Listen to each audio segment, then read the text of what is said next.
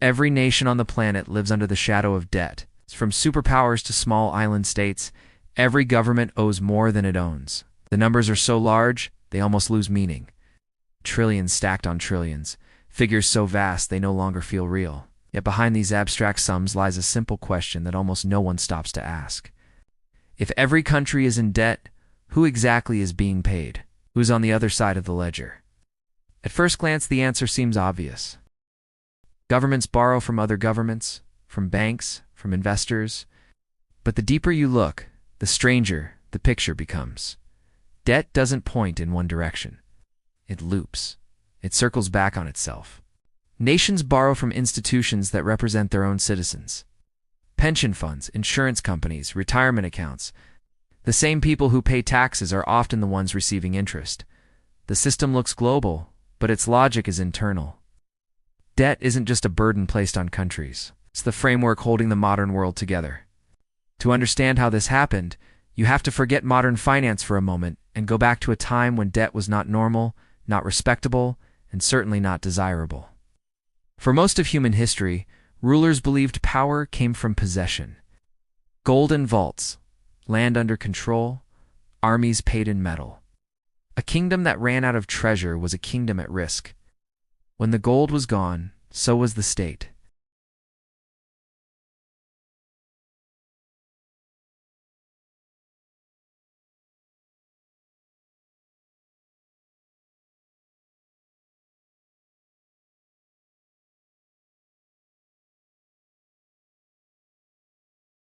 England found itself trapped in this dilemma.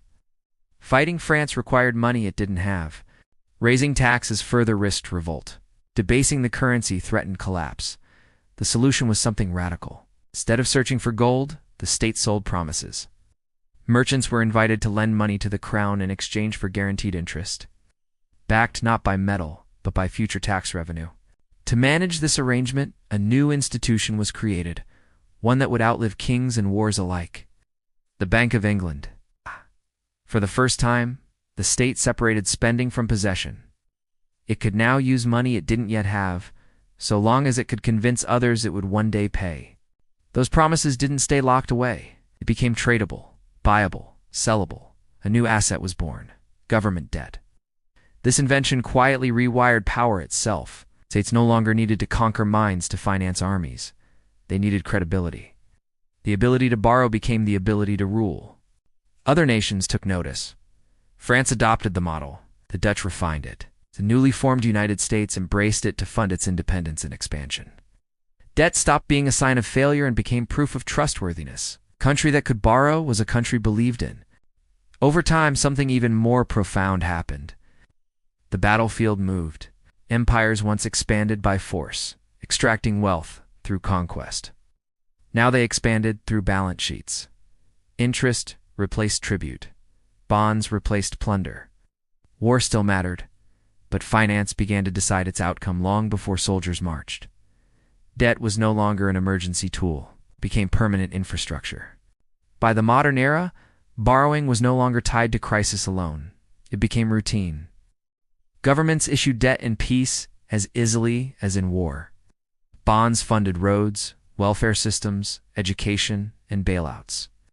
And slowly, almost invisibly, debt stopped being something meant to be paid off.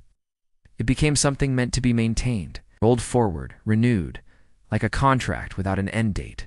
Today, the global economy floats on this logic. Trillions are borrowed not with the intention of repayment, but with the expectation of continuation. Old debts are replaced with new ones. Interest is serviced, confidence is preserved. The question is no longer whether the debt can be cleared, but whether belief in it can survive. And that belief is what keeps the entire structure standing. That belief is what turns paper promises into real power. Without it, a bond is just ink and numbers. With it, entire economies function. Nowhere is this more visible than in the system that sits at the center of global finance, the United States. Its debt is often described as a national problem, but in reality, it is an international foundation. Trillions of dollars in government bonds circulate through banks, pension funds, insurance companies, and central banks across the world. These bonds are not treated as risk. They're treated as certainty. Most of that debt never leaves the country. American institutions hold the majority of it, recycling government promises back into domestic savings and retirement systems. When people hear that foreign countries own us debt, they imagine a single external force pulling invisible strings. The truth is far less dramatic. Foreign holders own a fraction, spread across allies, trade partners, and financial hubs. Even then, those holdings serve a purpose beyond profit. They stabilize currencies, they park excess reserves, they anchor trust. What looks like dependency is often mutual reinforcement. One country's debt becomes another country's safety net. This pattern repeats everywhere. Japan lends to the United States. The United States funds international institutions. Those institutions lend to developing nations. Developing nations return capital by holding reserves in advanced economies. The same money moves in circles, changing labels, but rarely leaving the system. Every promise is backed by another promise. Every creditor is also a debtor somewhere else. This is why the idea of a single global creditor collapses under scrutiny. There is no final owner of the world's debt. The system feeds on itself. It resembles a hall of mirrors, where obligations reflect endlessly without resolving. As long as everyone continues to believe in the reflections, the structure remains stable. The danger begins when that belief fractures. Markets are the enforcers of this belief. They reward some governments with low interest rates and punish others with financial isolation. A nation judged as trustworthy can borrow cheaply, even recklessly. A nation seen as unstable pays more for survival. These judgments are not moral. They are mechanical, driven by confidence, expectations, and perception. When markets lose faith, consequences follow quickly. Currencies weaken. Borrowing costs surge. Governments face impossible choices between spending cuts, inflation, or default. At the center of this process sits the central bank. Often misunderstood as a neutral referee, it is in fact the system's most powerful engineer. Central banks do not merely manage debt, they create the conditions that allow it to exist at scale. When a central bank buys government bonds, it does not use saved money. It creates new money. With a keystroke, liabilities transform into assets. Debt becomes liquidity.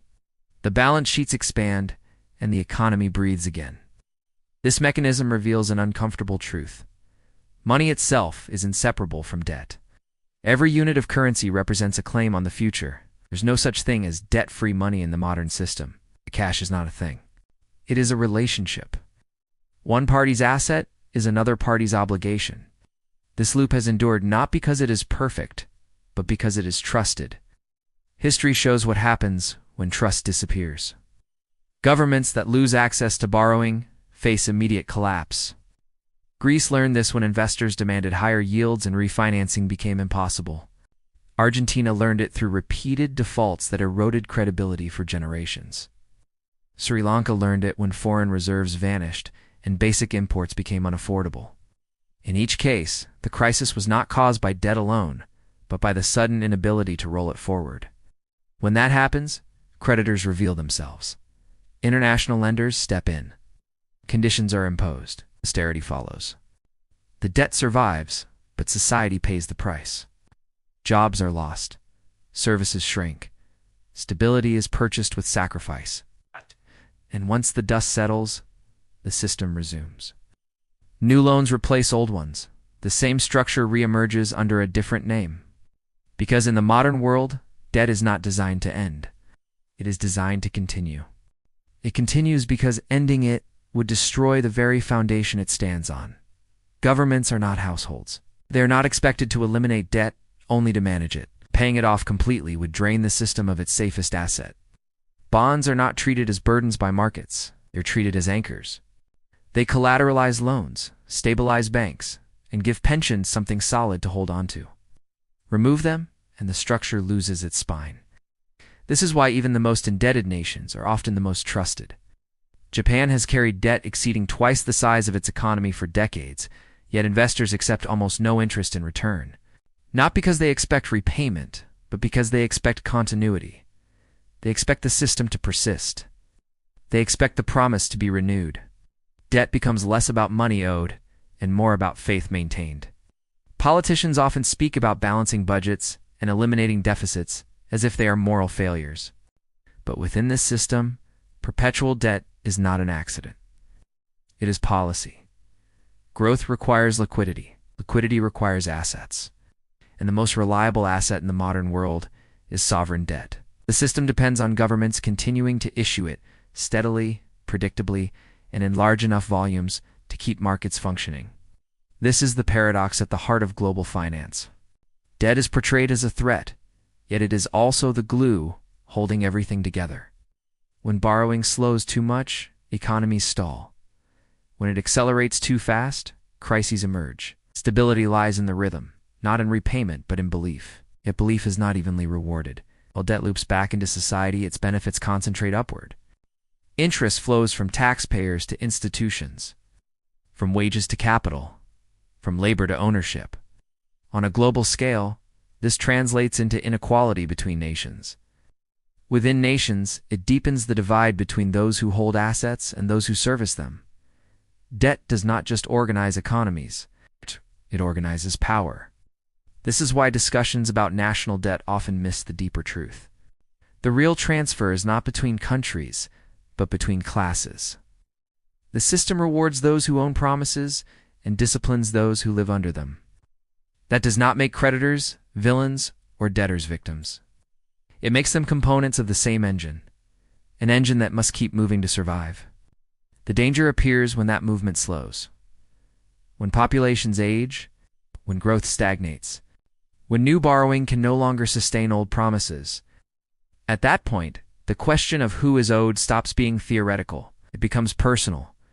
Pensions come into doubt. Savings lose value. Governments face choices with no painless outcome. And yet, there is no single hand guiding this machine, no mastermind at the top. The system persists because everyone depends on it. Governments issue debt to govern.